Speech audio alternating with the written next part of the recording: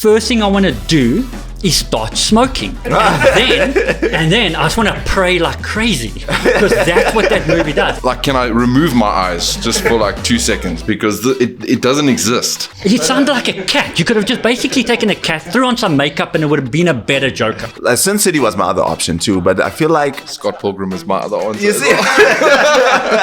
There's only one person who stays dead, and that's Uncle Ben. R.I.P. Uncle. So what we're going to do... Played by Sean Bean, by the way.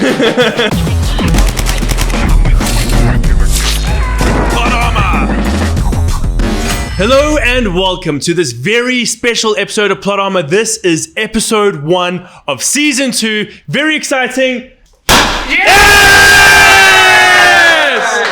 We are so happy that worked. 6 seasons in a movie. 6 seasons and a movie. Fantastic. Okay, we have to clean this before. Okay, there's glitter everywhere in everyone's drinks. But yes, we're here on season 2 of Plot Armor. There's a whole new look and feel, very much comic book inspired. And that's actually what we're tackling today. But before we get any deeper, let me introduce you to our guests. So starting right next to me, he's the king of collectibles, the master of shelves, with comic book statues cooler than most heroes themselves. Give it up for Chad Bayers. Hello, there we sir. go. How are you doing? I'm good yourself, brother. Great, thank you. So, Chad, can you please just tell us a little bit about yourself? I'm going to just help you with some of this. Glittered up. Yeah, we're all glittered up. But tell us a little bit about yourself, what you do, what you're into. So, Chad Bayers, as you have mentioned, I'm a comic book collector, comic book reader, and I just love all things. I won't say just comic books primarily, but like all geek culture. I'm a big fan of geek culture. I'm a big fan of geeks, and I just want us to all geek out together. I love that. And then quickly, just tell me, what is one comic book issue that you want to highlight? Or rather, not even just issue, just give me just something you want to highlight from the comic book world. I think it would be so one of my favorite series, Image Comics, written by Scotty Young, art by Hoya Corona, is Middle West. It's a really nice, like easy comic to introduce people to, and it's got such a heartfelt story that the artwork is very whimsical, but when you get into the meat and potatoes of the story, yeah, you will shed a tear. Yeah. I love that. Cool. And then moving on, he's the hero historian with universe-wide range, a comic book brain that's nothing short of insane. Give it up for Dolan Kemp. Wow, thanks for that introduction. Now I've got all the pressure on me. Thanks for that. Well, Dolan, tell us a little bit about yourself, what you're into. I can see you and someone else who we haven't introduced yet is wearing Comic Law shirts. So just tell us a little bit more about that. All right, so cool. So Comic Law basically just started because we wanted to help the environment that we're in, comic book collectors, and then people that are new to comic books to try and understand what they're getting into and then direct them into the right processes. You mentioned earlier that you love collecting comic books and statues. So we try and find and help people follow their dream. And then Dolan, what is a comic book that you would like to highlight? So, or even if it's just, give us an arc. It's not a comic book and it's not an arc or anything. So I love the artwork in comic books and the color. And I was always drawn to Michael Turner and Peter Steigerwald. So when it comes to popping off color and in great lines, anything by Michael Turner.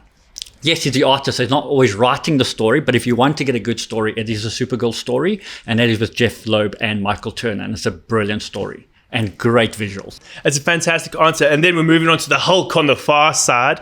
Muscles on muscles.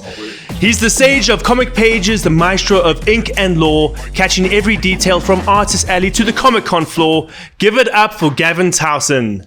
Here we go. Can I put that description on my CV? Definitely. Yeah. Just say official Plot Armor representative. There we go. Yeah. Hired instantly. Gavin, would you mind just telling us a little bit about yourself? If you want to add more to Comic Law, you're more than welcome to. But yeah, just let the viewers at home know more about you. I am an educator and a curriculum developer by day. By night, I am a comic book lover, reader, collector, all things geek like you. And just a little bit about Comic Law. Again, just to add to what Dol was saying, we basically just try and help newcomers navigate the ever-expanding world of collecting comic books and being in this kind of realm. That's pretty much what we do. Yeah. Then perfect. Tell us, what is something from the comic world that you want to highlight? It might just be a little bit out there in terms of the Spider-Man lore, but I absolutely love Peter Porker, the spectacular Spider-Ham. He's honestly one of my absolute favorite, super underrated characters. I was so stoked when I found a CGC version of it. So I've got the first appearance there at home, and it's like my own little thing. Like no one knows about it. I've got this tiny little Peter Porker, statue that kind of sits with it. And everyone's like, it's so obscure. And I'm like, I know, right? It's so cool. In that issue, you've got the Hulk Bunny, you've got Captain America. It's like the most outlandish bunch of characters, but they're great. And especially for kids, it's so cool. Like, I hope my daughter gets into it one day because that would be awesome. Peter Porker's a lot better than Batmite. So true story, man. True story. Okay, so we're just going to jump into the rules quickly. The rules are simple. 3 contestants face off over 5 debate topics. Each round runs 10 minutes, and the host awards a point to the most passionate debater, the one with the sharpest argument and fiercest rebuttal. After 5 rounds, the top 2 scorers enter the speed round showdown. 5 rapid-fire questions with just 20 seconds to argue and 15 seconds to rebut. The overall winner gets crowned main character of the episode, while the other gladiators fade into obscurity as the extras. But before we get into arguing, we have got drinks in front of us, some of us with glitter in our drinks. But yes, this is once again from Tebedien, who's absolutely fantastic. This flavor is Time for Pineapple. Time for pineapple.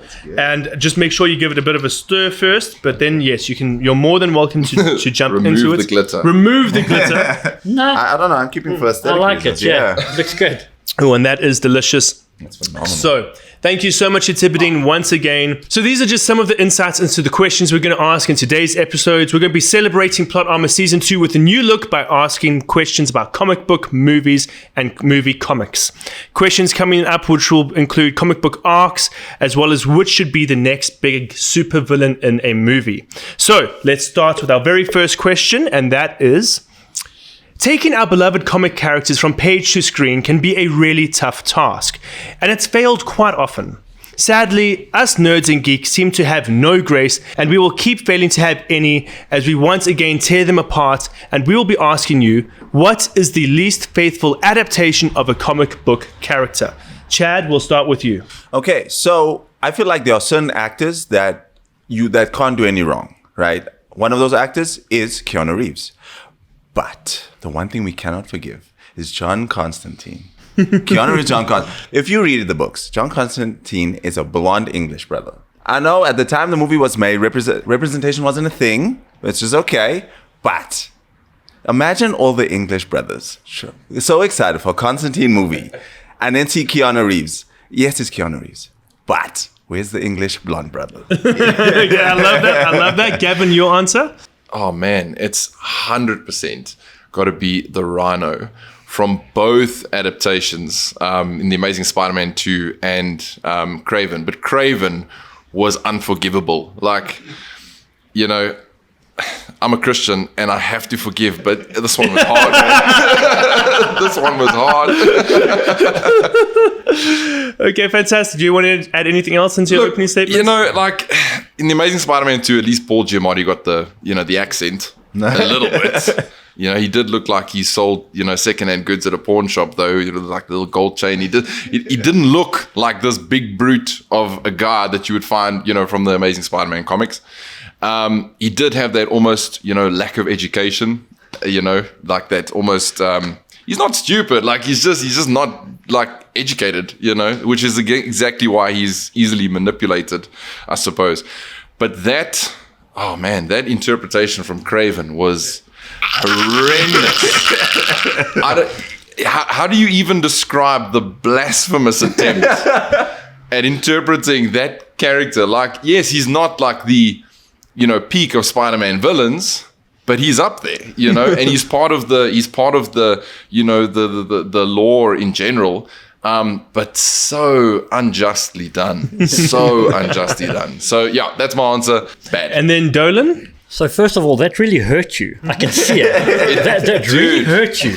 You don't understand. I despise Marvel's we'll get Sony there. villain movies. But anyway, that's a different So mine topic. has to be the Joker Suicide Squad. Reading the comic books, understanding the Joker, understanding his mind, and you're going to get him in the Suicide Squad, and then there appears Jared Leto. Tattooed head to toe. Morbenta. Gold grills for teeth. It makes no logical sense. I get that everybody has to give their interpretation of a Joker, and I'm happy that they try that, but it just felt wrong in so many ways. Number one, he is besotted over Harley Quinn. That's not the comic books. He's a pimp. He's like pimping up people. He owns a pub or a bar or a nightclub or something. Well, you never know. He's probably owning everything. But it just doesn't feel right. It doesn't make the storyline feel authentic from a Joker's point of view. Many Jokers through the years in movies, different types in the comic book. So we're happy to know that a Joker has his own feel, his own look. But this just felt wrong. But the thing I think that destroyed me, who made him purr? He sounded like a cat. You could have just basically taken a cat, threw on some makeup, and it would have been a better Joker. Cool, guys, fight it out.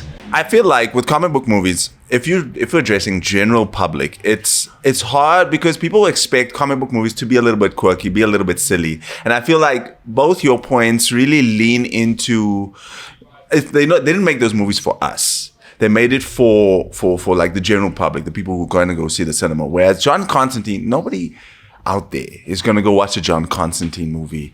We're going to go watch a John Constantine movie. And I feel like, again, Keanu Reeves can do no wrong. But I'm struggling to forgive him. The man is a national treasure. The man is a legend, but I'm struggling to forgive him. So you were hopping on British. I'm Yes. like, okay, cool. Nick Fury. Okay, you're hopping on British. Now I'm going, all right, but he's not even in the same color as a comic book. Fair. So forget that. But brilliant. Samuel L. Yes. Jackson, brilliant. You could not have picked a better character. Same as Keanu Reeves. The depth is there. That darkness, the brewing, everything is there. There is nothing that you need to have a trench coat. The trench coat is going to make you get stuck against a fan when you're running past. But the physical, in-depth story is there. The dark, good versus evil. The ingrained personality of John Constantine is there. Even though he's not the right British, blonde, blue-eyed boy, it's there. He's fighting for the righteous.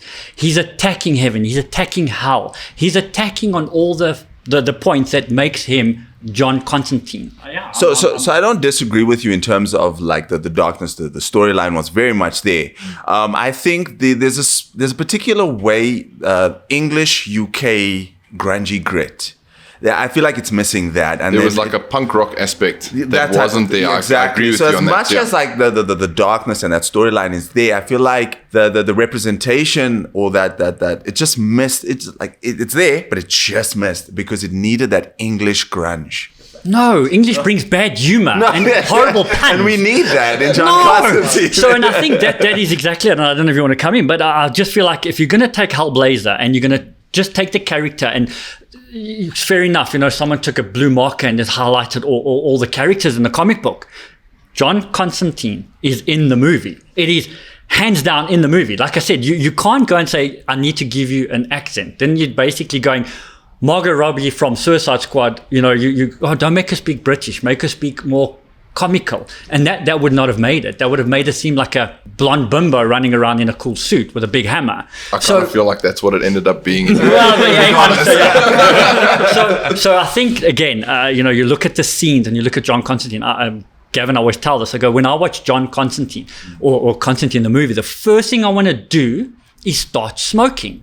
And then I just want to pray like crazy because that's what that movie does. And I think that is what makes that the movie in my top 5. And I mean, and that includes Endgame. Okay. It's in there because it is just so true to the character. And I agree with you. Maybe not a copy and paste. But that's kind of our next. Well, we've heard a lot about John Constantine. Let's talk about some of the other characters. No, mine's just too good. Oh, so yours is good. It is a good adaptation. No, you can't argue mine. So I think on Dole's point, right, I'm also not a fan, right, of Jared Leto's Joker, right? I will be honest though, I have defended that guy, that guy's movies listen, man, that dude can sing. Let's just be honest. But anyway, I have defended that guy's movies to other people before, because I do think, like, he's actually not a bad actor. I don't mind Jared Leto, actually. But if you go and look at kind of the history of how Suicide Squad ended up being the product that it was versus what David Ayer had intended it to be, those are two different interpretations. And he's even publicly spoken about that, right? And then you go and watch Justice League, Zack Snyder's Justice League, and you get that whole different nightmarish version, of the Joker, right? Also played by Jared Leto.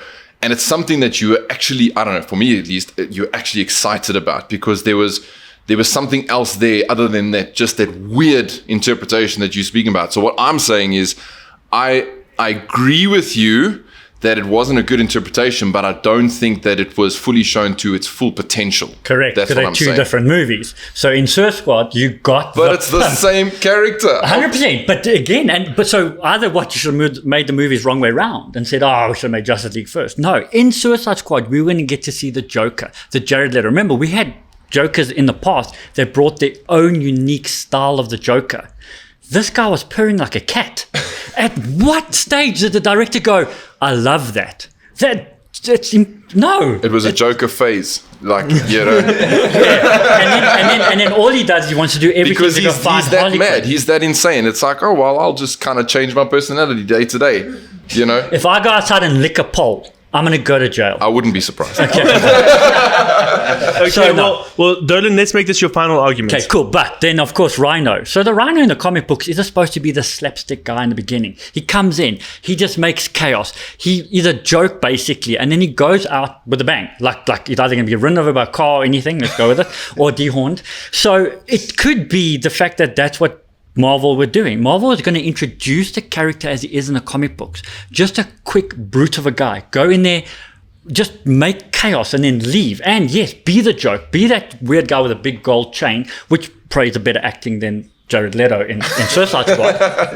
It's just that is exactly what Marvel did. They took him in to be what he was. Almost like a little bit of a slapstick quick thing to add and fill the gaps. Even if it was going to be for the Sinister Six, it was just to do exactly what Marvel intended in the comic books, and that is quick in, quick out, create chaos, create a little bit of a punny, and done. Cool. Gavin, your closing argument? If you go and look at the history of the Spider-Man villains that have kind of been portrayed in film, I mean, some of them definitely are debatable, but I think Rhino was given the real tail end of the stick. Like He's Rhino. No, but Not Vulture.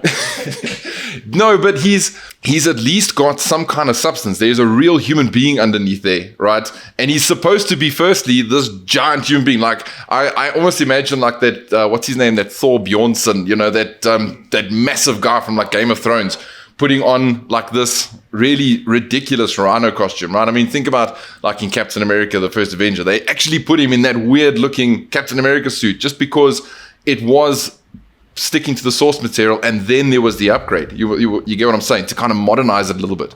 But we had like none of that. There was this, let's throw this guy into a mechanized suit. Doesn't matter like what qualifications he has. Maybe, he doesn't even understand that the thing doesn't operate further than Windows 97, And then there's the other interpretation of a mercenary who sticks a needle in his arm and he's like, now going to fight Kraven the Hunter.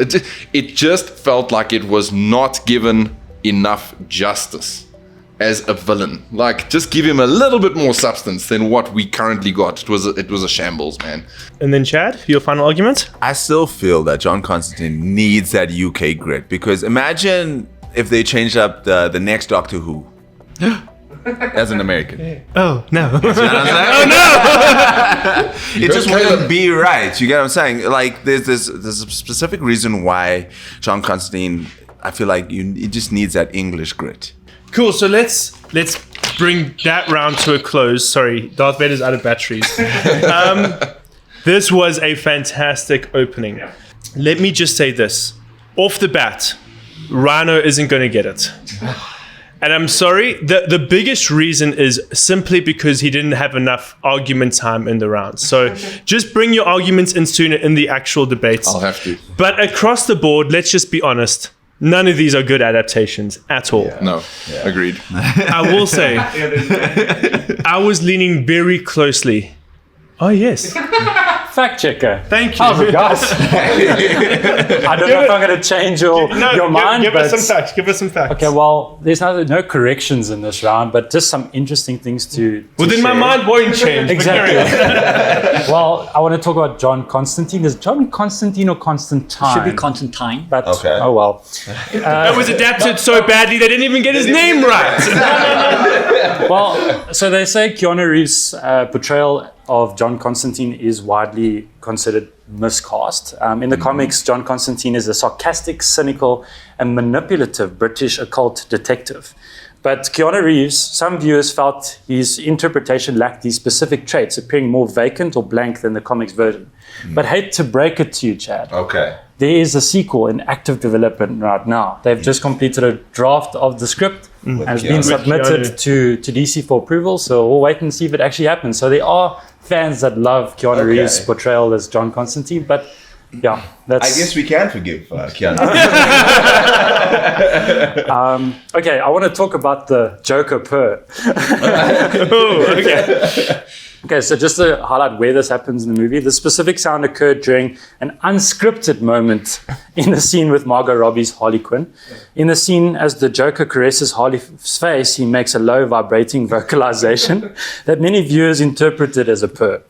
The moment generated significant discussion and online commentary, with some fans' analysis suggesting it was a character choice to add an unsettling, animalistic layer to his personality.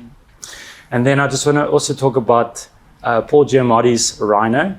Just remember, bear in mind, Paul Giamatti is an Oscar-nominated actor, and he took on this role. So underused. So he's considered miscast because of the minimal screen time and the cartoony performance. But that's how he is interpreted in the comics. And yeah, that's it from my side. Thank you, guys. Thank you. Bye. I'll remember you for question 2.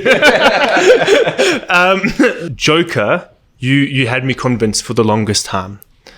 And then Gavin started to bring up some fantastic points. You're like, no, but that was in Justice League. I'm specifically talking about Suicide Squad. And I was like, damn, you're bringing up some valid points. And I agree. I do think in many ways it was a miscasting. I love that sequence in Justice League. But then you brought up Doctor Who. Whew! And that was the nail in the coffin for me, because yes, they did try to Americanize Doctor Who at a point, and it failed big. And I do agree with you. I think just because there is a Keanu Reeves movie in the making, that's because people love Keanu Reeves, not because they love Constantine. So I'm giving you the point for this one. Congratulations, that's a big one. Thank you. And I do also think we can all agree, is there inherently a way to misrepresent the Joker, considering an absolute Batman, he is literally a giant monster. And in the Arkham games, he's literally as big as the Hulk. So there's like so many versions of the Joker at this point that is there really a bad way to adapt him?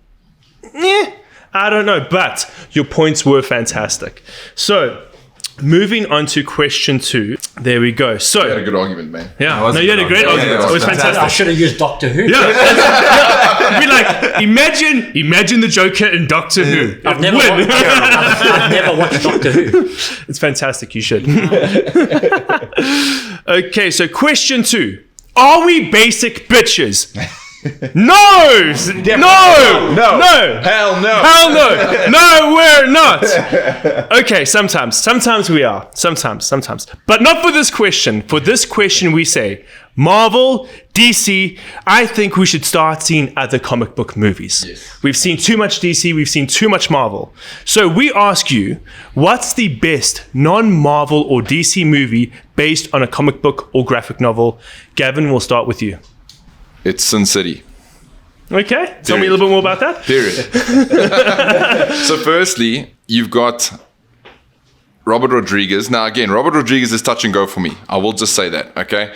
Like there's some stuff that I believe is brilliant that he does, and then there's some stuff that is just like, what were you thinking kind of thing, right? But it's not just him though. He literally gets Frank Miller, the creator of Sin City, to actually co-direct the movie, right? Or movies. He uses the source material as the storyboards takes direct quotes and lines from the actual material to put into the films and literally adapts these stories into a cohesive plot frame for frame, sticking to the anime, the artistic style that was initially in the books. It is just, it's a masterpiece of translating a comic book into actual film. Fantastic. Dolan, your answer? I'm so worried now. I mean, I've chosen The Crow. And now we've got, John. So for me, the Crow, I think it was a timing thing for goth revenge poetry. I think that's what it was. James O'Barr did it perfectly. He was going through something, wrote it, and then they got a brilliant actor, Brendan Lee, to play the Crow. And I think that's what made it so good. So for me, even though, yes, it's not panel for panel, and yes, it does feel a little bit like diluted at times, but you'll never be able to take that raw pain and put it on screen. And I think that's what we struggle with as the days go by. We want to take a comic book and put it directly into the actual frame, which should not be the case. It should be the interpretation. And I think that's where The Crow gets it right. And then I'm also going to go for a below the belt, kind of thing with like Doctor Who. And that is remember this below the belt move. The same thing happened to Brendan Lee on set of The Crow. So you had this massive tragedy of a story, The Crow, and then you have this movie, The Crow, and it is a 1994, by the way, just to let you know. So it is basically just it's pure poetry. It is on a gruesome, vengeful level. It's poetry. Chad, your answer?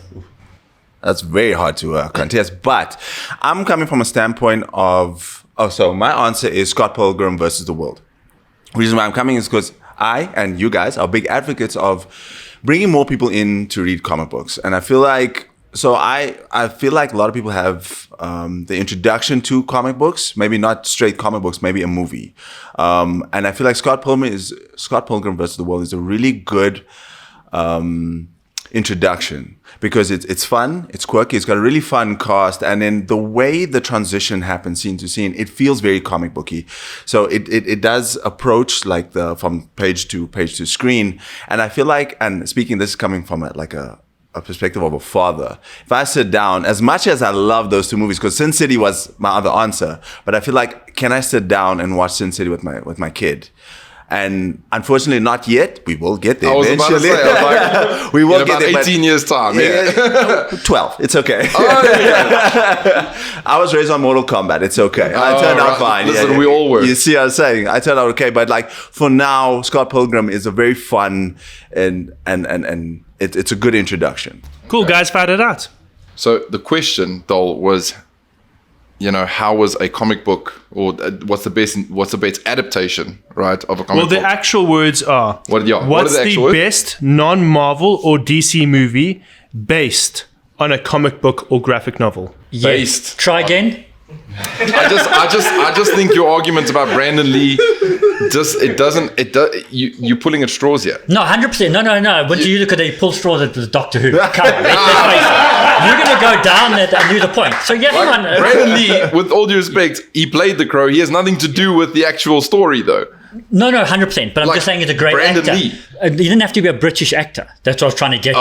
Is So I'm going to keep going back to concept. So. Okay, I know where you want to go with this, so go. No, I'm just saying, like, your argument about how Brandon Lee's tragedy kind of anchors the tragedy of the film. I don't think that. So as a teacher, you had those overhead projectors. So just tear a page out of a comic book, put it on, and let the kids read and watch. That's Sin City, and that's Scott Pilgrim.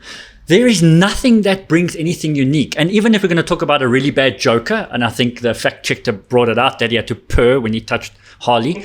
So it was really weird. But it is still its own kind of version of the story. So The Crow kept it. I'm saying The Crow kept it, but it added nuances, which was really, really good. Whereas Sin City was page for page. At one stage, when you're watching the movie, it's as if the actor basically said, what's my next line? That's Sin City. Scott Pilgrim, on the other hand, was exactly that. It was page to page. But while you're doing a page to page, you'll never be able to get all 5 issues of it onto a comic book. So what do? They dull down Ramona. Like badly, like a whole backstory. You just throw it out. And you made Scott Pilgrim look like a little bit of a womanizer. He goes and picks knives and says, "Oh, I'm just going to have you as a filler." That's not fair. So when you're going to take it from a comic book, do the source fair, because Knives didn't even get a good story where she became powerful. That was a comic book. The movie just said, "Oh, check it, that Ramona's got pink hair," or looks like this, which is, by the way, in the comic, but he drew the picture in the movie. So it lost that uniqueness of what Scott Pilgrim and who he was and how he got stronger and how he had to face his guilt. This was just a little one where you go, "Oh, what about Kim? Oh, yeah, we're good." And then you have to use this weird little side thing to say, that's the emotional baggage that she's carrying. In the comic book, it's real. In the movie, it's like, let's just copy and paste because kids will love it. It's got color and it's got Amazon.ca. So I'm still coming from a standpoint of like a movie will be an introduction to comic books, right? So, and if you're gonna, I feel like that when you adapt a comic book to a movie, that's the purpose of it. It might not be, it might be, but that's why I feel like Scott Pilgrim, it adds that funness and that it feels like a comic book. So when you go and you leave that movie like, okay, cool, I want to read more. Then you go and explore the comic book. And then you say, okay, cool, there is a bit more. So Chad, you're breaking my heart. I'm sorry. Because you spoke about Constantine. I know. Other way around. I'm trying to win. I'm sorry. I'm trying to win. I'm sorry. And I love how you said it, because that is exactly it. For me, on the other hand, it was, I read the comic book. Now I want to go watch it. But I want that little bit of a nuance that says, this character I will make feel alive. The Joker, I'm going to go back to that sad kitten. It's all about, it did not do the character justice. I do believe those characters were given enough justice, but not the right amount of justice. Sin City, again, it's panel for panel. I might as well read the book and listen to music at the same time, then focus and going, oh, so much visual effects. But how many times? And you have to dim down your How many times have you read something, you're like, oh man, this would be so cool to see as a live action. And then you go watch it, you're like, oh my word, it is exactly the same. And you just get the exact same kind of feeling that you got from the original source material. That's what Sin City does. Correct, but it's line for line. It's like they read it. Like some plots were so quick, like just go, because they're quickly reading, go. I can't remember line 6, let's go to line 9, and then go. But isn't that just how comic book people feel when they see their source materials come to life? They're like, oh man, I really love the story arc. And then they go and watch the movie and they're like, oh, I'm so stoked that they did this. And I remember that and how they interpreted this. It was so good. Sin City's like that and a level more, because they literally took the time to take the source material, not adapt it to Hollywood standards, but to kind of put Hollywood in the comic book standards, if that makes sense. I hear you. But again, it's Dolan, make this your closing argument. My closing argument. So first of all, The Crow is still a brilliant movie when it comes to visually, emotionally. It's a good storyline. You did not have to copy and paste it to make it really, really good. And I'm not going to use the Brandon Lee story, but it's just a good gothic, revengeful poetry. It is. So when it comes to Sin City, it just is a copy and paste. You're basically just going, I as a director or anything, don't have to change anything. I don't have to get good actors. I'm just going to copy and paste. Whereas same with Scott Pilgrim, great actors and everything, but I feel like the characters, when they needed that depth, like The Crow, it had all the depth in The Crow. But for Scott Pilgrim, I felt like it lost a little bit of depth, whereas Sin City didn't have the depth because it physically was truly a piece of paper. Chad? Okay, so just on that, in terms of like the depth of character, I feel like Scott Pilgrim is a fun enough comic book and a fun enough theme. It's not as dark as The Crow and Sin City. So even if the character depth isn't quite there, it's okay because the movie itself is fun enough. And then just Sin City was my other option too. But I feel like in terms of pacing, Scott Pilgrim is my other answer. You see? So I opted for Scott Pilgrim because I feel like the pacing for because sometimes it can go either really right or really wrong, and I feel like the pacing of Sin City just feels a little bit rushed and something that you want to take your time. You want to take your time in that world, and I feel like it was a little bit rushed. Whereas Scott Pilgrim, it's fun. It's all over the place. And, yeah. Look, the only thing I can say, look, I love Scott Pilgrim. It is honestly one of my all-time favorite films. Okay, so it's very difficult to argue with you. However, what I will say to you though is, you said that movies are a good introduction to the comic books, right? So I know a number of people that have all watched Scott Pilgrim. Now, firstly, Edgar Wright was the only person that could make that movie. Okay. And it is brilliant the way he made it, right? all of the people that I've just referred to now hate that movie, and therefore they hate the comic books because they're like, is this anything like the books? I'm like, yeah, it's so good. They're like, well, I'm not watching that, or I'm not reading that. They hated it so much because of just how that interpretation kind of, showed itself on screen. So unfortunately, I think the only argument that I can give you is that the screen adaptation will not really lead everybody to read the comic books. Like, some people are just completely put off of it. Whereas Sin City, my wife hates comic books. She I don't even know why she married me. But anyway, all right? I think we all have that argument. She loves Sin City. She loves it. It's like one of the only comic book things that we can sit and watch together. She's like, oh, I remember when the second one came out, she was like, oh, are we going to movies? We're going to go watch it. I'm like, you? A comic book movie? What? Let's go. Really? So, yeah. Then she doesn't understand that it came from a comic book, so it loses all plot again. Okay, cool. There we go. Another fantastic round. Fact checker. Almost forgot. All right. The few facts. There's only one thing I want to correct. I think, Dole, you said The Crow released in 99. It actually released 94. 94. Okay, you did say it incorrectly. Just a few interesting facts. So Frank Miller did work with Robert Rodriguez on Sin City, serving as a co-director for the movie. And Sin City's adaptation is known for its unique visual style, which directly mimics Frank Miller's graphic novels by using a predominantly black and white palette, with selective use of colors for emphasis and for its ensemble cast. I just want to talk about The Crow. So, Brilliant, I know. yeah. It is considered a cult classic, but I think it is anchored very much by Brandon Lee's death. So just to give context to what happened, Brandon Lee was killed in a real-life accident on set. He was fatally shot by a prop gun that had a fragment of a dummy bullet lodged in the barrel, a tragic event that occurred during a scene where his character was supposed to be shot. After Lee's death, his family and fiancé encouraged the director to finish the film, which was completed using a digital compositing and stunt doubles to finish Lee's final scenes. And then I just want to talk about Scott Pilgrim. It is considered a faithful adaptation, so much so that they later did release an animated series on Netflix, but it was more of a remix and completely changed it up. That's all from me. Thank you. Bye, Donkey. So this was another fantastic round. And something that's incredible is there are moments where someone says something and you can see how a competitor has to completely change their way of arguing. And that happened at the very beginning of the round. And then it happened again halfway through the round. And so I can't think of any other answer than to actually just give it to you, Dolan. You were fantastic in this round. Well done, too. Again, across the board, all good answers, fantastic answers.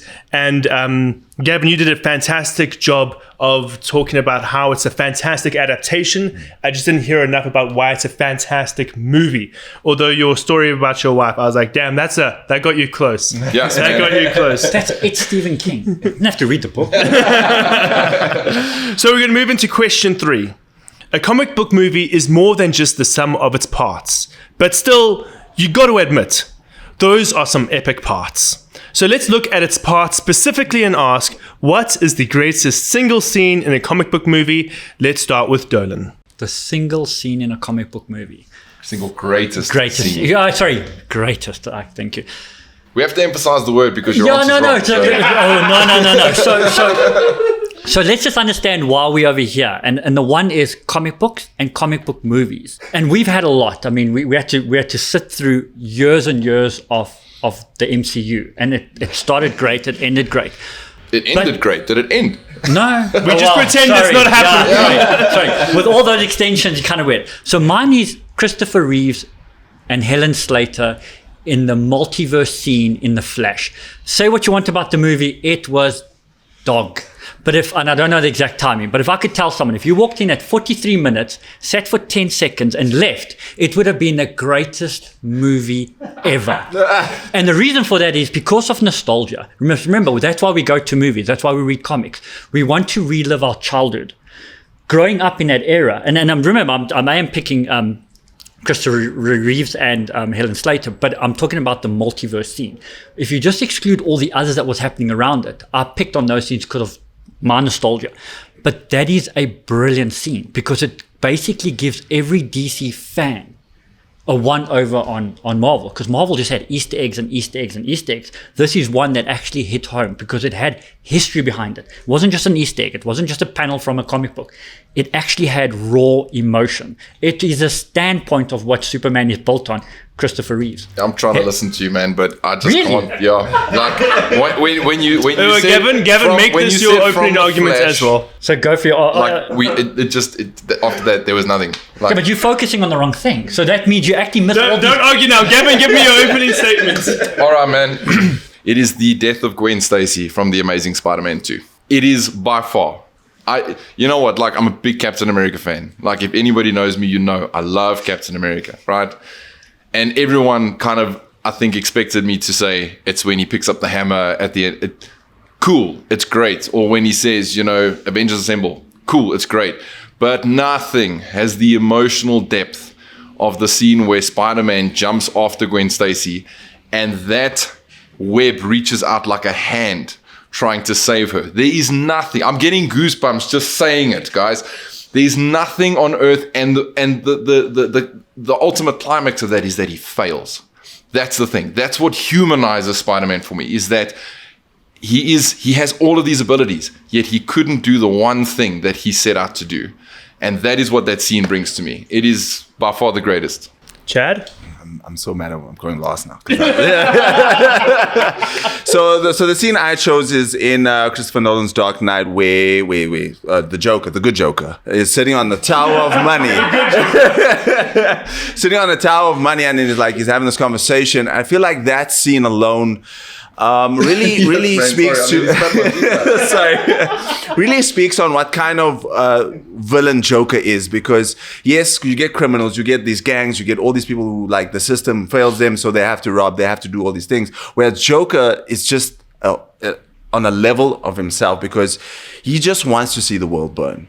Let me if I put this here, if I trip this person, what domino effect does it has? And I feel like that scene all encompasses his acts throughout the movie. You know what I'm saying? If you don't see the whole movie, you just see that scene, you know what it's about. Yeah. Bat it out. Dole, I think they're going to take your win away after that point. I want to hear yours. So, look, man, when I watch The Flash, oh man, it's hang on. You get those traumatic events that you have to You're revisit. talking about the whole movie. No, but hang on, just wait, right? Anything to do with The Flash and that multiverse rubbish or whatever, right? Dude, I felt like I was, playing my PlayStation 2, right? With the visual effects, right? I felt like I was watching Keanu Reeves in The Matrix Reloaded, where he fights all the Smiths. It was so bad.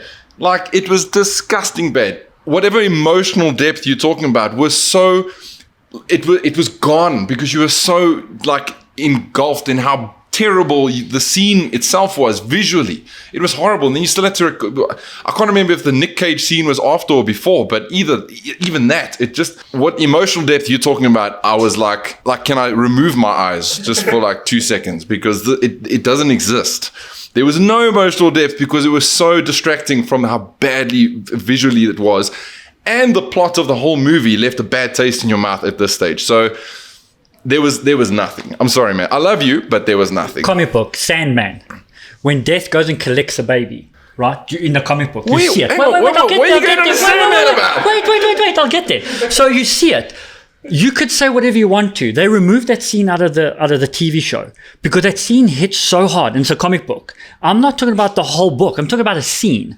One little thing. You're talking about a scene in a movie. We're talking about the death of Gwen Stacy.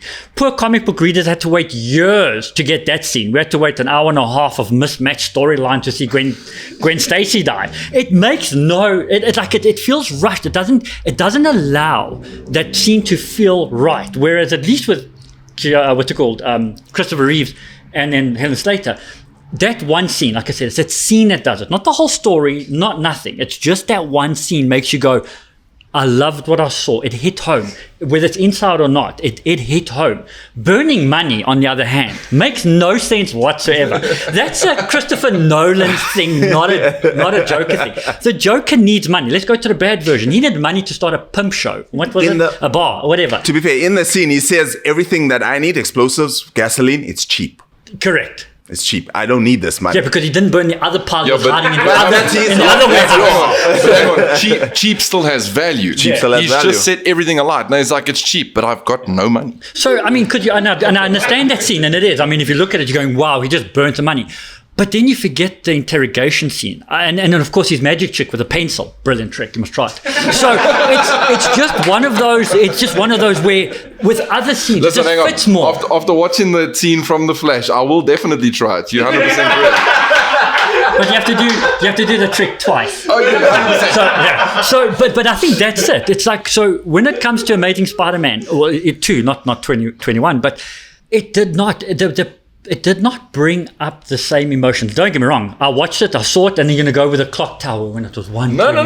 That's just a cool thing that happens. But Because it's forced. Because it's just forced. It's like they had to hang on, push wait. it. Are you comparing the depth of that scene in The Amazing Spider-Man 2 to the cut scene from your 2001 PC game that you had playing on the cinema screen? Huh? I'm talking That about. CGC was amazing. Better than grilled teeth. But but again, what I'm trying to get at is So it's a bad. scene. It's a scene. So if you just, again, a bad if you scene. walk in, but why? Because of the budget for Warner Bros. Okay, you know what? You know what? Chad, make this your final argument. Okay, so the question is the single greatest scene, right? Understandably, yes, the Gwen Stacy scene is a very pivotal point for Spider-Man. It's also very, very dark. People going to watch Spider-Man movie, I don't know if they expected that. You know what I'm saying? Non-comic book readers. Whereas the Flash. Yeah. Not the Flash. Flash, Listen. the scene. The scene, yes. I'm trying to forget the whole movie and focus. You coming from a nostalgic point from your perspective. Not a lot of people are in your shoes where they can see this and like, oh, great, Christopher Reeve's Superman. It's hard to pinpoint a feeling on a specific actor. Not everyone shares the same. So that's why I feel like this scene, as much as there are other great scenes along that movie, this scene, it's easily missed. It's easily like, let me just skip past I this. agree. You know what I'm saying? But if you look at it and the deeper concepts and like it, I feel like when you do a lot with a little, that's where that scene really, really shines. So why I still think the Amazing Spider-Man scene is still the greatest is because that is such a pivotal event in the life of Peter Parker, right? And if you look at all of the stories that kind of, follow on from that, there's this massive impact that event has, right? There's almost like this domino effect in his life, right? The Joker scene, right, that's just obviously one interpretation, right? Whereas you get other Jokers, the not so good one, that like you all magically said, or rightfully said, needs money to build a nightclub. You got your Joker that's like, burn it all down, gasoline's cheap. Well, now I've got no money for gasoline. I still think that's like, it's kind of like one of those in your face things and you just didn't notice it before. Dol, your point, I don't even know what to say to The Flash, man. It's such a bad movie. And the thing is, you can't just say that scene, because if I wanted to watch that scene, I would have to just go onto YouTube for like 2 seconds to watch that scene, right? If the scene is part of the whole thing. Like, you can't just pick one little page out of the book. You got to actually take in the whole story, and unfortunately that story is so bad. It's so bad. Dolan, I let you go last so that you can make please make a fantastic point, because With great power comes great responsibility. It's a simple word that he said that changes things. So I get what you're saying. For a comic book reader and movie watcher, when you walk into The Amazing Spider-Man 2 and you're watching it and Gwen Stacy dies, it's expected. The Joker burning money, it's expected. But when you're watching, and it's dog. You're watching a movie and He admits it! The Flash, of course. it's bad. But the moment, and that's the thing, it's that scene, that moment, it's unexpected. Everything else is expected because you've read them. This was unexpected. To grow up, to watch these movies, just sitting there and you're going, I'm going to go to the bathroom and I'm not coming back. I had too much Coca-Cola. But then you come back and you're sitting there and going, do I do my magic trick with the Joker? And then you look at this and in one scene, it's that scene, unexpected scene that just makes everything inside you go, wow, knowing it. And you're right, it's a personal thing, but if it's not, and you know the history of the characters, when you see it, that split second of that scene, you did not expect it, that's what makes it great. It's an unexpected scene that makes it great. fact checker, please. Okay, I want to start with TASM 2.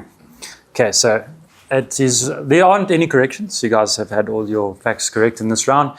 So actor Andrew Garfield felt significant anxiety and self-doubt about portraying the scene when Gwen Stacy dies, which he addressed by requesting specific conditions like a close set and filming close-ups first to capture authentic emotion. The scene was a pivotal, tragic moment that deeply affected both Garfield and viewers, solidifying its impact. Okay, who wants to take a wild guess at the worth of that pyramid of cash in The Dark Knight? It was a few, if I'm not mistaken, wasn't like 420 Wasn't million. like it was all the money of like all the mobs, right? I'm sure. No, so but when value, the Joker slides down the pyramid I think of they cash. they did give a value. Okay, so it's 4.5 billion US dollars, sources say. You can buy... Joker's an idiot. Honestly,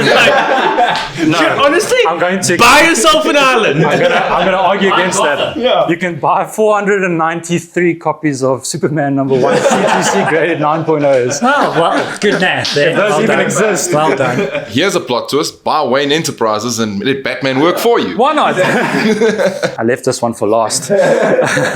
Christopher Reeve and Helen Slater's Superman and Supergirl cameos in The Flash. Their appearances were short and neither actor was alive at the time of the film's release. The use of Reeve's likeness for the cameo was controversial and done without the involvement of the family, who have since stated that they had not seen the movie. And that's it from me. Fantastic. Thank you very much. Thanks, man. I want to start this by asking Dolan, who's that a statue of? Christopher Reeves. Christopher Reeves. Gorgeous statue. What's that a VHS tape of? Christopher Reeves. You can't see back there, but I've got a DVD and a Blu-ray of all the Christopher Reeves movies. I think he likes Christopher Reeves. A few episodes ago, I spoke about how Christopher Reeve was the best Superman. So everything you said about emotions and nostalgia is something that should apply to me. But when I watched The Flash, and interestingly enough, I enjoyed the movie. The CGI is terrible, but the performances are good. I love seeing Michael Keaton as Batman. I thought Supergirl was fantastic. But that scene genuinely upset me. I thought it was very disrespectful. I thought it was, and this is just my of course we're all allowed to have our own interpretations, but that entire sequence of the different universes and multiverses, if you remove it, it doesn't actually change the story at all. So if you're talking about the greatest scene, unfortunately, it just doesn't fit in there for me.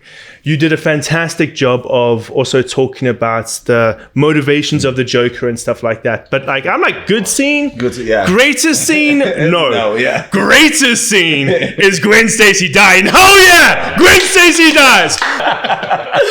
No, I'm I've joking. seen Gwen Stacy die. Let's just get a VHS and get stuck. And you can, It was Yeah. really No, that was a fantastic scene. So obviously we're now at 1 point for everybody. That's amazing. So well done, guys. Moving on to question 4.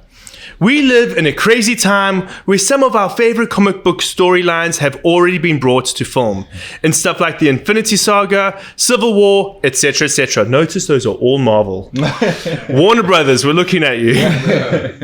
But there's still so much to draw from. So which comic story arc should be brought to the big screen next? Chad, let's start with you. I love this answer, by the way. So as a 90s kid, Power Rangers a big factor into my childhood, and I think Necessary Evil really, because everybody will go back and talk about how Tommy Oliver gave the Power Rangers a run for their money for 5 episodes. Now imagine a darker Tommy Oliver that decided, I'm gonna continue this forever, and that's what Necessary Evil is in the Power Rangers comic book verse. Yeah. Love that answer. And then let's go with Gavin. The one that I want to see adapted, for me, it's got to be The Marvels by Alex Ross from 1994. Right. We've seen all of these superhero movies told from the superhero's perspective, right? Whereas The Marvels sets it completely differently, right? They sent the whole story is centered around Phil Sheldon, and he is a viewer of all of these changes from the Golden Age through to the Silver Age, as these kind of superheroes, or as he calls them, the Marvels, come into existence, and kind of what that brings into the world. And he sees it from the perspective of a journalist, as a photographer specifically. And I think seeing that from the other side of the veil would be such an entertaining film. I mean, the book itself is a masterpiece, or the issues of the collective works, it's a masterpiece. But seeing it as from a or in a film perspective, I think would just give a completely different dynamic to how this kind of superheroes, are portrayed within the Marvel universe. Dolan? So I went for a little bit of an obscure, yet I think everybody can relate to, and that is Bone from Jeff Smith, and it's a very exciting adventure. So you get these characters, three cousins. You got Bone, Phony, and Smile, and it's quite funny because it starts off with nice, quiet desert scene where they're all like a little bit lost, and one got broke while the other one was always broke. And then what happens is something occurs, and then they get split. And then Bone basically sets off on this journey to find his cousins. And what happens is he actually falls into this mystical world. And what's great about it is the thing that we're missing again as comic book readers is this mystical. We know the superpowers, we know everything. We're missing the mystical adventure magic. Different worlds, different characters. So why I chose Bone is because it brings all those dynamics together. So it'll make a awesome adventure movie. Basically, it is a complete twist with superheroes of almost like a fantasy land. But when I say superheroes, I mean the storyline. It's just written so well with these characters that try to be kind of like superheroes. Fantastic, guys. Fight it out. Okay, so Marvels. Go. Listen, Marvels. Okay, wait. I'm going to split this nicely. So Marvels is brilliant, and I do agree. And it's so nice to see a storyline from a normal person. I feel like kind of The Boys did that a little bit. But what makes the Marvel so good is the name of Alex Ross. You've got a comic book and you're looking at a comic book. The storylines are okay. They're good. It's a good point of view. You're getting all these dimensions, but that's not what makes the book so amazing. It's the visuals of that book. I spoke in the beginning when I love the art and the color.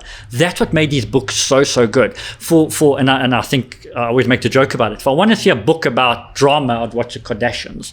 So, and that's what it kind of is. It's a bit about the human side of it and how they see up to these heroes. I just feel like it can be done and can be done easily. Should it be done? No. And I don't think that that's where it fits in, because the visuals of Alex Ross is what calls these comic books so damn good. Power Rangers. Every time I think of Power Rangers, I think of colors, and every time I think of colors, I think of the Ninja Turtles. So I'm thinking if I want to watch another color-based movie, I'll watch the Ninja Turtles because they at least know karate quite well. Yeah. And we made a joke about Morphin Time. Is it Morphin Time? Mormon time. Mormon. Like If Jared Leto's in it, it's Mormon time. Yeah. Like not Mormon. No, Mormon. Just checking. Yeah. Just checking. And I think that's where the difference Joseph goes. Smith be like, it's Mormon time. Yeah. And I think, correct, and I think that's why I'm leaning to is going, I do not know enough of the characters to have this middle bit thrown in. I have to go straight back to all the lore of these characters. I remember it being on TV as a TV show, and all I remember was waiting 30 minutes and hoping for an advertisement before they can start fighting, because aren't they joining or jumping on each The Megazords, yeah. Yeah, there we go. Yeah, So they're trying to get together, and it takes so very, very long. Now you're going to do that in a movie, and I just don't feel like it fits because the background of it isn't there for me. And remember, I'm the movie goer, so I need this plot to go, but there's not enough of it for me to actually go in and go, oh, I have to watch so much other movies. So that's the reason why I chose this, is because I come from a standpoint as a person who loves, yes, the 90s show is terrible.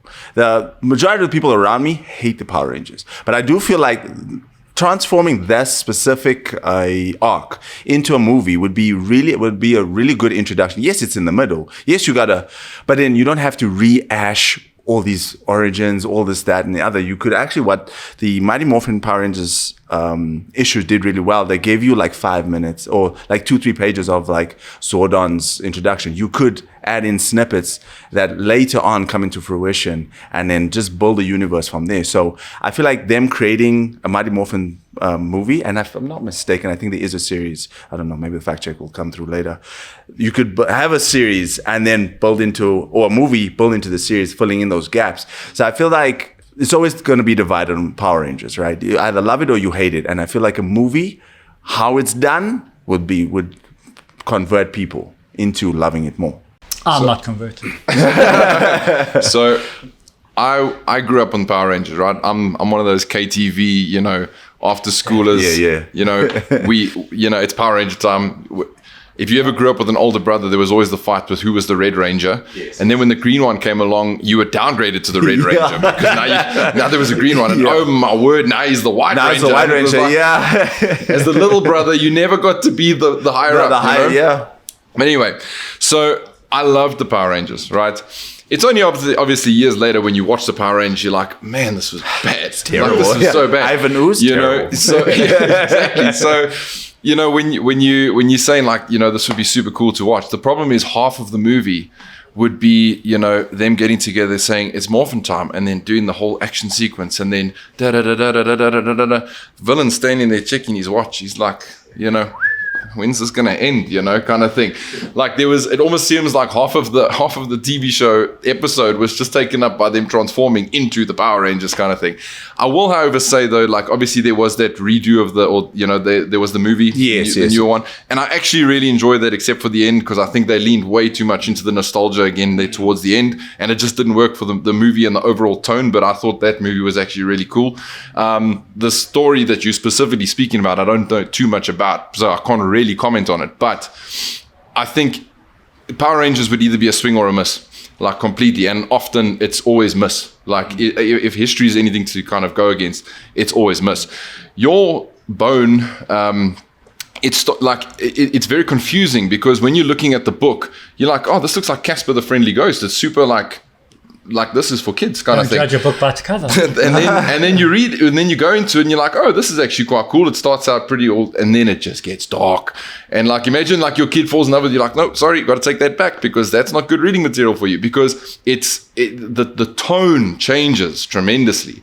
Like in terms of if a young reader had to get into it. So I just don't think that would actually work. And if you were to kind of dumb it down or not dumb it down, but rather, make it more childlike, I think that wouldn't do justice to the actual source material. So, those are my... Dolan, make it your closing arguments. So my closing argument would be, and I think Gavin alluded a little bit about the Power Rangers. I'm going to hit on that one first, and that is nostalgia. At the end, they try to get the nostalgia, and I think that's why the Power Rangers wouldn't work as a movie, because you have to pull on that nostalgia, and I don't think there's enough nostalgia for it.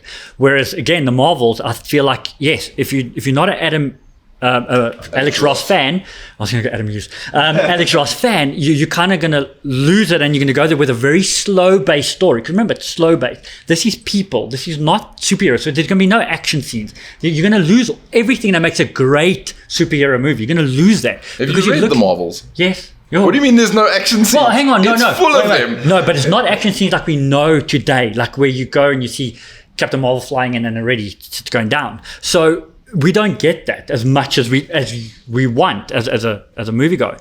Whereas Bone, yes, but you can dumb it down. That's the nice thing about it. You can slow it down to enjoy it for the children. You just got to hand out those weird little nitpicks, and that's exactly what we did in The Hobbit.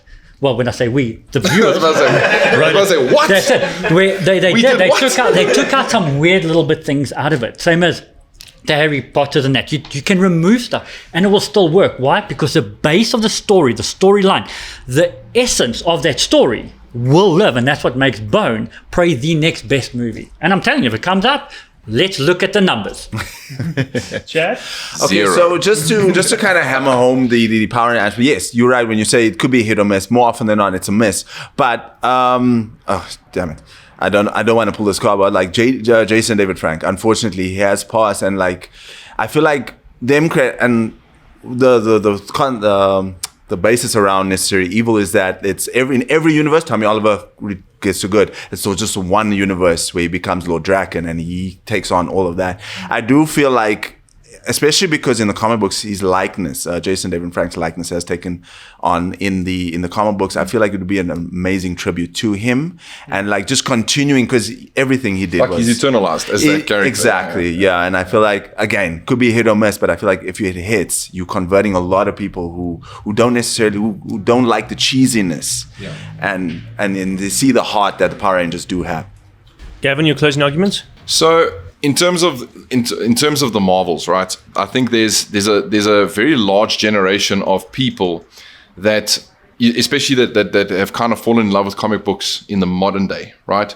And then mostly their introductions have been, from the MCU, right? I mean, 2008 feels like it was so many years ago, but that's like when Iron Man came out, right? But what the Marvels does so brilliantly is it ties together all of these major events that shaped comic books from the Golden Age through to the Silver Age. So one cohesive story that introduces you to all of these characters, all of these major events that really have this massive impact on what the comic book industry and what comic book stories pretty much are today, right? The bonus of that is obviously Alex Ross's source material, because his source material is so world-like. So it's so easy to translate what he creates from an art perspective onto the screen, because that is how it would actually look in the real world, right? So from the perspective of the everyman, to see all of these events happen, these major events happen, it's not anything that we've seen before. We've seen Gwen die from Spider-Man's perspective. Gwen is a pivotal character in the Marvels, right? Very, very close to Phil Sheldon. Now we see it from his perspective. How do those events affect other people? How do those events affect the broader range of people out there, right? So that's my argument on the Marvels. Cool. There we go. Good round. It was a clean round, no facts to correct. No. Okay, just on a... You guys, you don't lie, which is nice. It's good. The geeks know their facts. So I just want to confirm, it's the Shattered Grid comic arc about Tommy Oliver being Lord Draken. Oh, is it? I'm just asking. Oh, no, necessary evil. Okay. So it's where he's Okay. like, yeah. Okay, no, main 100%. antagonist. Okay, so just want to talk on that. So to fully understand that arc, you need to read previous issues of Boom Studios, Mighty Morphin Power Rangers, and Go-Go Power Rangers comic runs that build up to it, rather than the TV comic lore. While it is a basic familiarity with the TV show helps, the specific characters and backstory are unique to the comic. So I just wanted to give my 2 cents on that. And then speak on the Marvels. So Marvels, the comic art was done by the legend Alex Ross, who does photorealistic painted art and a unique perspective on the Marvel universe. But in this run, it is told through the perspective and the eyes of an ordinary man. There are action scenes in this comic, Dole. Not that many.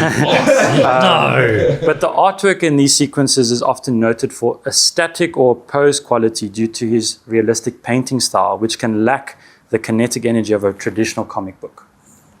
All right. Thank you. Bye, Donkey. What about Bone? That's so good that nothing. Well, stuff. I'll say this has been a fantastic episode in the fact that like everyone's arguments are always so close. And this was one of those rounds where for the longest time I was sitting there going, I still don't know who is going to win this until Dolan said. He said the silliest thing. We're like, just don't adapt that and dumb it down a little bit. And we all know as fans, when you love your source material, you don't actually want it to be changed in adaptation. You don't want it to be dumbed down in adaptation. And I understand the point you were making, but none of us actually want that. When you fall in love with the source material, you fall in love with it because of its depth. You fall in love with it because of the subject matter. And there was a specific... before you mentioned Harry Potter, you mentioned a different property. Lord of the Rings. Lord of the Rings, The Hobbit.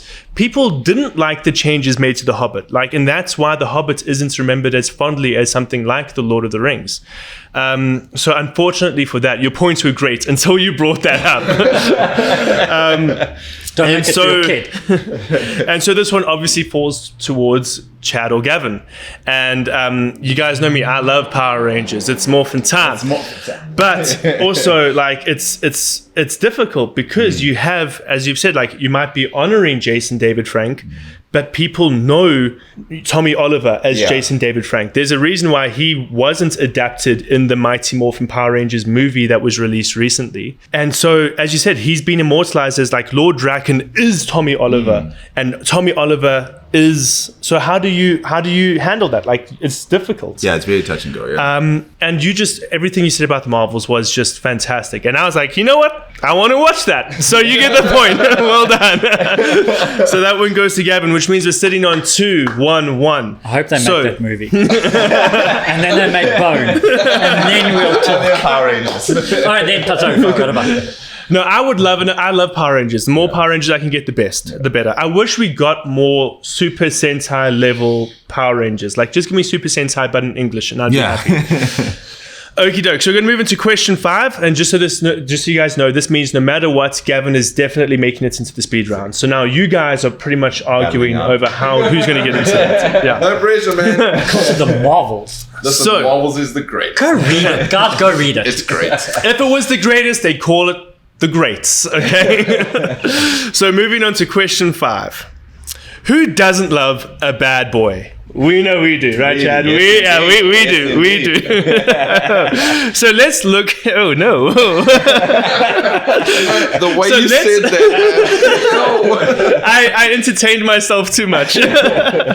So let's look at all these goody two-shoes superheroes and make them turn bad. Yeah. Okay. So which superhero should become the next mega villain in their next film installation? We're going to start with Gavin. Oh man, I don't know. Like, this one was this. I'll be honest. This one was hard, eh? This one was a bit difficult. But for me, one of the most kind of compelling versions of a villain, right? And again, was when you see, like, perfect example of just good turn evil is Peter Parker when he dons the black suit, right? The symbiote.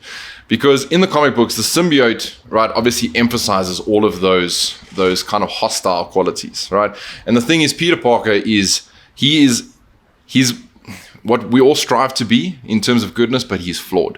He's a human being, you're right. And this is what I love so much about Spider-Man is that the writers that have dealt with Peter Parker over the years have never been afraid to kind of get into his character in the sense that he is a flawed human being, right?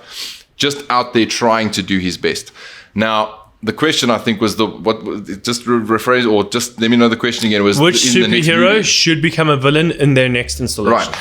So if you look at where Peter Parker is currently in the films, right, he has lost everything. He has lost everything, right? The world doesn't know who he is. His girlfriend doesn't know who he is. His, adopted mom has now passed away, right? He literally has no one, right? He has no one. So when you're feeling that low, right?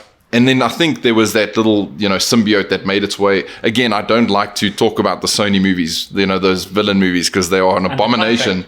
They're an abomination to film in general.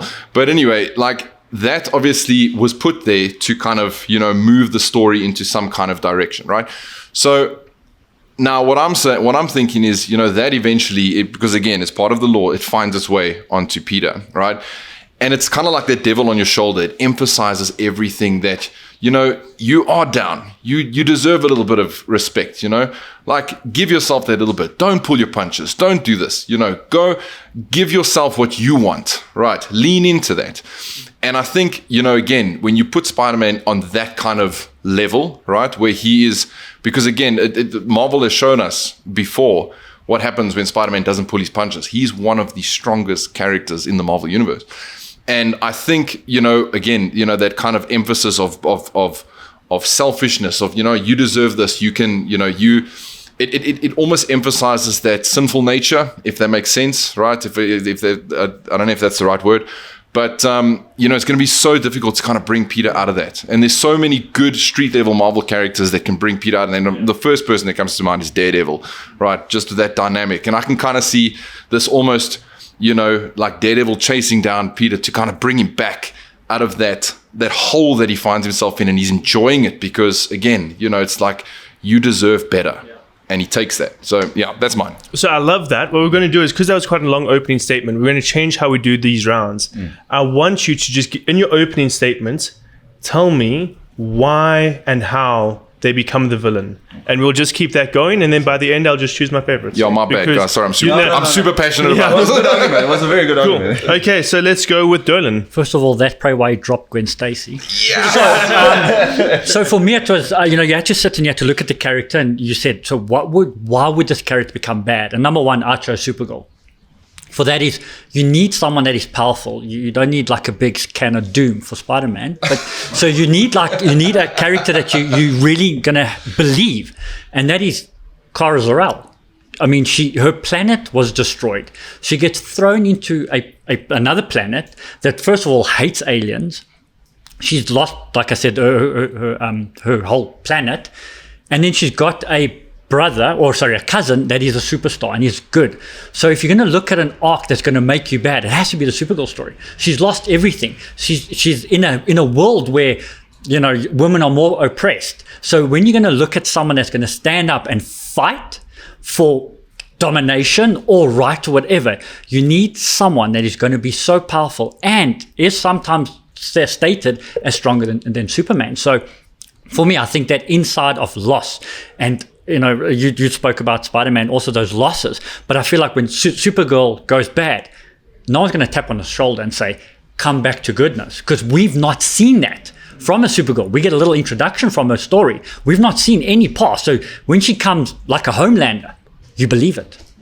So tell me, which movie universe is this going to be? I was actually stuck because when I walked in here, I was just thinking characters, but I'm using the Superman one, the one that's the recent storyline, because it is for the next movie. That's what you said. So wasn't that Jor-El's agenda anyway? So like world domination. So it would kind of fit in. But remember, you were arguing now. But remember, we don't have a story. We have Supermans from all other movies. You remember who Superman is. You don't remember who Supergirl is. Same as Peter Parker, which we'll get to now. So the answer I chose is Iceman from the X-Men. And so the reason why I chose Iceman is because, again, read more comics, people. If you read Jerry Duggan's Marauders issue 8 or 9, it's just right after they found out that Kate Pryde had died. And that's when, so usually when you see Iceman, he's more the glass half full. He's very optimistic. He's just a fun guy. He can be there with Spider-Man, the optimistic Spider-Man.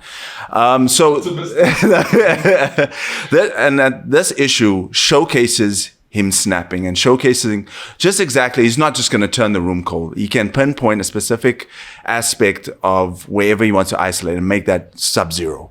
You know what I'm saying? Make it hard for you to breathe. You're trying to pull the trigger, ice off, your finger's going to snap off. It just shows a menacing side to an Omega level mutant. And I feel like what the next big thing would be Avengers versus X-Men. And as much as like, it's nice to see a character with nothing lose or fight for everything. It's also very nice to see a character with everything fight for what he has. So Dolan, let's jump into your closing arguments. Okay, so first of all, I think if you take Iceman, global warming is his problem. So, no. So, but again, I think I'm going to do both at the same time. So I looked at it from the movie aspect. There is enough known that Iceman is a good person at heart. So for you to draw him back, it seems okay. Like it can be done. So when you go Omega level villain, you still got that aspect where you're going to draw him back. Same as Peter Parker. The reason Peter Parker is Spider-Man is because, and yes, he's holding his punches. And he doesn't have to hold his punches because you're going to fight up against other big villains. But you can bring them back because they have come back. They've gone through all these bad things and the losses, but you can bring them back. Supergirl is an unknown entity. If you look at the movie, it's an unknown entity. So if she just goes there, gets crypto, goes to another planet, has a fun time with Lobo, Lobo convinces her to say, just take Earth apart, it's only Superman that's going to stand up against her. Whereas Iceman and Peter Parker, blue, what? Black suit. Yeah, I always think it in a different one, not the Venom one. But okay, you've got heroes that can take them on. Whereas I think Supergirl stands a little bit more out and is more nuancey when it comes to the Supermans. And then, of course, yeah, you'll have other powers, but not as many. Chad, your closing arguments? So just for like as much as, that's why I hammered home the Omega level mutant, because if you look at the different scaling, Omega level mutant is like one of the highest because it changes the factors around it. And I feel like out of X-Men, I think we tend to forget that Iceman is one of the original 5, and he is a very skippable character. You know what I'm saying? So it's just like highlighting a character that I feel like deserves its flowers, because especially with, like I said, that Marauders issue 8 or 9, it's showcasing under the right penmanship what Iceman is capable of. And I feel like that as a threat is scary. Gavin, your closing arguments? So I think when you're dealing with, I suppose, elemental villains or heroes turning villains. You don't have to win this point. No, I know. I think the same could be said about like the Human Torch, right? Like he could pretty much do a supernova kind of thing and destroy the planet if he really wanted to, kind of thing. So I do agree that elemental heroes turning villains is like a major threat. But I also agree that like when you know, take them out of that space and put them into the opposite, you've kind of got a compelling argument there where, you know, again, you know, let's go and fight the rest of the heroes there in the Sahara Desert. Might make it a little bit difficult, you know. Dol, in terms of I can't believe you stole that from me. in terms of your thing, I think Superman is probably, you know, again, he's the beacon of hope, right? He's if anyone's going to be able to bring Kara back, it's him. Because number one, wasn't Kara Zor-El's one mission, right? When she was told to, or left Krypton, was go and, you know, look after your cousin, if I'm not mistaken, like go and watch him kind of thing. And then obviously that took a whole detour and whatever. So they, you know, immediately there's still that heritage within herself to, you know, like, this is my blood. This is, you know, so when Superman, you know, this beacon of hope and purity comes to you and says, listen, you don't have to do this. You don't have to be this way. We can be kind. We can be, you know, good to these people. You know, we can help them. We can save them. It's not like she's going to go, no, thanks. I think, like, I mean, when Superman... I think she would.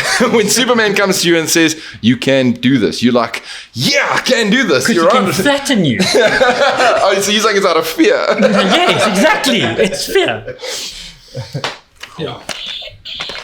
Please give me some facts that might change my mind. Because I need some guidance. I want to ask Chad, do you want to keep the original actor Sean Ashmore as No.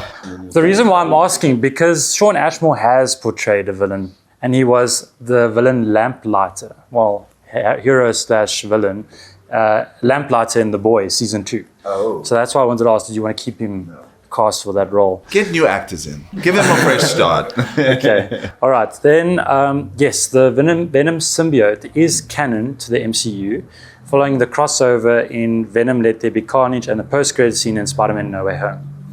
Okay. I just wanted to go back to Chad as well. In Marauders issue 8 and 9, so Iceman is not necessarily evil, but rather his actions are those of an X-Man willing to use his vast Omega-level powers in a non-lethal but forceful manner to protect his teammates and advance the Marauders' mission. Okay, and then Dol. Yeah, Supergirl has been portrayed as a villainous character multiple times across different media, including comics and live-action TV shows. These instances typically involve mind control, alternate reality counterparts, or exposure to substances like kryptonites. That's it from me. I don't know if I changed your mind, but oh well. This is a difficult one because all of these answers are phenomenal. And I think everyone did a very good job of defending their answers and giving good reasons. And I'm struggling with myself because I have a biased choice. I'm like, there's one answer I want. Like, I want that to be a movie even. And I can't allow my own opinions to seep into that. I mean, you are the judge. So. I know, but no. Don't say that because it's not yours. I figured. So the Superman fan, But I figured. I will say, I think unfortunately with you wanting to change the actors, it makes me want to go with you even less. Oh, okay. Because then I'm not getting that feeling of betrayal. I'm like, I don't know this Iceman. He can do what he wants. Like, yeah, screw you. So, unfortunately, Chad. Fair. No, fair. I do. But between Supergirl and between Spider-Man, I think those are also both fantastic answers because they do have moments where they do turn. And like, if there was to be someone out of Superman and Supergirl who's evil, it's so obviously Supergirl, given her character, her personality, the runs she's been on. I often think about the Superman Batman movie. Apocalypse. Yes. Where like that version of Supergirl is terrifying. And then she decides, you know what, I'm sick of Darkseid. I'm going to kick his ass. And Michael it's Turner terrifying. drew her, Yes. by the way. Yeah. Fantastic. But there is a sequence in Spider-Man 2 on PlayStation 5 where you see Black Suit Spider-Man. Thank you, behind the scenes. You see Black Suit Spider-Man when the symbiote is taken over. And it is also just terrifying. It's so scary. And it's like, I don't even think a Daredevil could get through to that guy. But I think, and I've been buying myself time because I'm processing. Yes? Do you want to please say something? Does it change if we change the actor to Timothy Chalamet? Does it? No! That makes it worse! It makes it worse! No! Get out of my house! Bye, guys. Okay, no. But before you said that, I'm leaning and this is a big one. I think I want a evil Spider-Man movie. I really, really do. I think that's a good film. So Gavin, you're getting this point. But hang on. Sorry, thank you, firstly. Thank you. Hang on. No. So I'm already going through to the next round. No. So there's a speed round? Okay, because I was going to say, fight it out. But I'll try and change your mind for a second. But I think that's what makes Supergirl, and including Iceman, because remember, he does get dropped off to, I think it's issue 5, I think, after a while.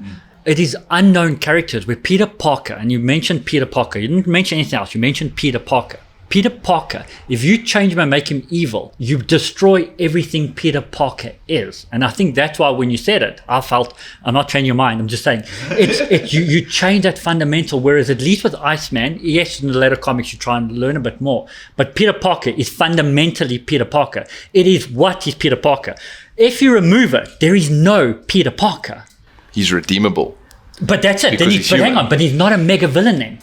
I can see Supergirl staying a mega villain constantly. I can see Iceman to a degree until he goes to Sub-Sahara or the Middle East, where he can go. Where you get what I'm saying. So where redeemable. For me that just it changes it. It goes then it's not. Then it's just a corrupt Supergirl. I think great points. But I think all of these characters can also be redeemed. There's a reason we live in a world of comic books where everyone is good and everyone is bad. We even have an Injustice Superman. We have Superman Red Sun. So everything you've said is correct, but it's also not, because comic books bring people back to life. So what we will do, there's only one person who stays dead, and that's Uncle Ben. All right, the uncle. So what we're going to do... Played by Sean Bean, by the way. Great casting. So obviously, Gavin's going to move on to the speed rounds. But what's going to happen now is, in order to choose who goes into speed rounds with him, we're doing an impromptu speed round where the two of you compete. Okay. And the winner of this speed round moves on to the speed rounds with Gavin. So this is to determine who gets into the speed rounds to compete against Gavin. Okay. So I'm going to ask you the question. Whatever comes first to your mind, shout it out. Don't explain your answers just yet. I'll count you down and everything like that. Superman 1978 or Superman 2025? 1978. 2025. Fantastic. Okay, cool. Dolan, I heard you first. You have 20 seconds to make your opening statement, and your 20 seconds starts now. Every Superman made after that movie is based on that character, which is Christopher Reeve's portrayal of Superman. So every other character leans towards the Christopher Reeve's version of the Superman. And remember, we got those iconic scenes, him catching Lois Lane from the building. So from that, everything is based from time. Good opening. Your 20 seconds, Chad, starts now. I think the 2025 Superman movie did really, really well. I think especially right after the Snyderverse, it introduced David Cornsweet. That's my first introduction to David Cornsweet. It's introducing a new actor into the Superman boots. You know what I'm saying? I feel like and that offers opportunity to see what a new person can do. Time. You have 15 seconds to rebuttal his point, starting now. So it was a great reboot, and we wanted that. But again, even if you look at all the internet questions about it, they said it is portrayed on the same version of Christopher Reeves. So I'll still go back to 1978. Cool. Good answer. Your 15 seconds, Chad, starts now. What if there was no? It's 1978. I don't think I have a good rebuttal, actually. Because you can't take away from Christopher Reeves. So, yeah. Okay, with that means that Dolan and Gavin will be moving on to the speed rounds. Chad, don't worry, it's not over for you. Fantastic. Now you and I judge them. Fantastic. Oh, no. So for the speed rounds, I don't choose the speed round winners myself. Chad has got just as much say as I do. Fantastic. And if we ever disagree on the answers, then we'll go behind and we'll ask both Jeff and Vincent, and then that's how we'll settle it. But keep in mind now, this did not count as an actual point. So Gavin is sitting on 3 points and Dolan is sitting on 1. And so we have 5 more speed round questions. But ultimately it gets to the point of, if Gavin gets to a point where you physically can't catch up, then Gavin does win. Yes. So we're going to jump into the speed round showdown. And just imagine there's cool lightning and everything like that. Okay. They will be in the edit if the editor doesn't screw me. Okay. So this is question 1. This is a this or that Oh, we're as going well. straight in? We're going straight in. Oh, okay. So this Alright. is a this or that. Get ready. Which movie should get its own gritty Frank Miller graphic novel? The Incredibles or Big Hero 6? The Incredibles. So you have to argue Big Hero 6. Big Hero 6, of course. Everything is loving. Okay, but Imagine- you don't have to jump into it now. Oh, sorry. Okay, so because I heard Gavin first. Oh, Gavin, sorry, your go for it. 20 Wow. seconds starts now. So The Incredibles, if you follow that whole story, right, is at some point they are rejected by society. So again, you have this almost underground operation of superheroes that have to try and navigate their way through a population that hates them and actually doing the right thing, which again can lead to a whole bunch of almost like, Zack Snyder. Stop. Dolan, your 20 seconds for your opening statement starts now. So I think when it comes to comic book movies, Big Hero 6 just is this nice little group of people that you actually trust and you want to be friends with, and you want them to save your life. So I feel like that if it turns gritty, you actually, it's so unexpected. You don't expect on the good side, bad side. I'm pretty sure I'm out of my 20 seconds, but that's what I've got. That's all I've got. Now! That's all I've got for now. You stopped on 15 Jeez, seconds. I don't know. Okay. Gavin, your 15 seconds to rebuttal starts now. So I can't ever see Baymax being a Frank Miller kind of villain. He's just too huggable and lovable, and the kids as well. How do you bring them into this real dark and gritty world where Time. Dolan, your 15 seconds to rebuttal starts Come on, now. that makes sense. Imagine going and hanging as an Iron Maiden. Come on, that just makes logical sense. Whereas The Incredibles, correct, they always, again, the plot is that they are good people. To make them gritty just doesn't feel in place. It feels all out of place. Where Big Hero 6, it feels like that is a place to be gritty. Underdogs, if you can call it. Time. Okay, Chad, who do you think won that one? I think Gavin. Yeah, I think Gavin as well. Cool, so that's Gavin. Gavin is sitting on 4 points. And Dolan, you're on 1. But, Incredibles. Oof. Dolan, let me say this. Let me say this, Dolan. We've once had people with the most points in the lead, and then they step up on the speed round. So you've still got this. No, Don't I think. think I've very, very much forfeited this one. Yes. But how do you not like my Betamax as Iron Maiden? Listen, That makes Lord come here for a hug. My friend. Done. sucks you in? No, forget that. Just sparks. My Okay. juice box. So the next question for speed rounds. What is the best pre-2000s comic book movie? Pre-2000s. Oh, you're going to have to do a fact check. I'm going with Blade. Yeah, Blade is Yeah, Blade. 98. We got Blade. Pre-2000s. Damn, man. Batman. Okay, yeah, no, that works. 89. Yes. Cool. Okay, Dolan. Oh, man. Your 20 seconds starts now. It was during a time where we actually wanted a good, gritty superhero movie. And what better than a vampire slaying hero? And I think they got the actor correct. I mean, it's just perfect. Blade was good. It was blood, gore. It's like I said, during the time for a comic book movie, that is what the fans actually, I think, wanted to see. Time. Your 20 seconds starts now. So Batman is beloved by all generations, right? So you could go into Batman by Tim Burton and you could actually watch it with your family, even though there was still that dark and gritty tone. In fact, that movie was so iconic, it set the tone for the Batman animated series. So Batman, to me, is the ultimate. I think that's what you said. I mean, you hit it perfectly. It was Tim Burton. It wasn't Batman. So when you're talking about a superhero, you're not really looking at Batman. You're looking at the world of Tim Burton. Tim Burton took his mind and put it in there. It's not as close as to comic books as what people think, but they use it as that. Whereas Blade... Time. So Blade was definitely not the family film, right? It was definitely not something that you as a comic book lover, especially if you were a young age, could go and watch, because it was very violent and it was very graphic for its time, right? If you look at it now, it's... Tim Burton? Time. Okay. Chad, do you have a winner? I have a winner in my head. Me too. Okay, I'm going to count us down. We'll say it at the same time. Okay. And if there's conflict, there's conflict. There's conflict. We'll battle. Yeah. 3, 2, 1. Dolan. Yeah, there we go. Yeah. Listen, I was going to say it myself. It's such a good There's only been one Blade. Yes. Blade is such a good choice. And I was going to throw it into this cameo, and I was like, that sounds low. Okay. No, good answer. So now we're sitting on 4 points to 2 points. Spicy. Damn it. Next question. Endgame or Infinity War? Endgame. Oh no! Okay, I did hear Dolan like a split second earlier. So Dolan, you're gonna go with Endgame, and I'm going to. Your 20 seconds starts now. Oh, okay. So why I chose Endgame is because we needed the phases to actually end.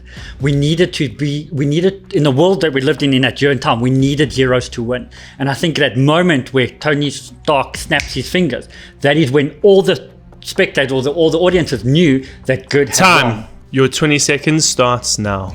Infinity War told the story that we all want to see, which is what happens when the heroes don't win. What happens when the villain gets what he wants, and also gave you far more perspective into Thanos' mind. So it actually told you what his desire was, why he's motivated by his decisions. He's a far more complex character than some of the Avengers, in fact. Time. But can I go? But we knew the good was going to triumph anyway. So we knew that was going to happen. We knew that people would disappear. But what we needed the good to win. And we needed Tony Stark to give up his life to make sure that the movies followed suit. We needed that hero to give himself up permanently. Time. Your 15 seconds starts now. I think that Endgame was just it was an almost a have to step, right, to kind of meet the fans' almost expectations, all right? Even that Avengers Assemble. He said it so softly, the guy on the back couldn't even hear it. Oh, I just argue with you, bro. I love that movie. I think I have a winner. Who do you think? Yeah. Do you want to count it down? You count it down this time. 3, 2, 1. Gavin. Woo! And with that, Gavin's our main character. Well done. There we go. Dolan, Chad, you guys fought hard. Like, we know what we should do right now. We'll clear the table, and then Chad and Gavin can have a bit of a tussle right now. No, I love these oaks too much. But guys, we just came to the end of this episode. This is the first episode of season 2. You can see the gold everywhere. It is a miracle that we're still able to make this show. It's absolutely incredible. I want to thank you guys so much for being on. Let's just go around the circle. Chad, is there anything you want to say just in closing? All right, cool. You can find me on Instagram at _Chad Bayers. And I think I just want to shout out you guys at Plot Armor. This thing is amazing. I've been following from the start. So yeah, shout out to you guys. No, I appreciate that. But yo, guys, seriously, check out Chad. I'm going to shout him out then if he won't shout out himself. He's got I love his videos. He does a great analysis of the different graphic novels that he collects. Fantastic. I'd love the color grading on your stuff as well. So seriously, go check out Chad. Dolan, do you want to shout anything out? First of all, I was going to say thank you for being here. I think Gavin and I spoke the other day, and I keep saying the moment comic books come up, I come alive again. And it's so fun to be here. Even if the arguments is about the arguments, it's just awesome to do this. You'll catch me on Comic Law with Gavin, so I don't have anything individually, but if you shout me out. And then Gavin, anything you want to shout out? Nah, man, just thanks so much for hosting this. This is a real treat, great experience to be around such amazing human beings.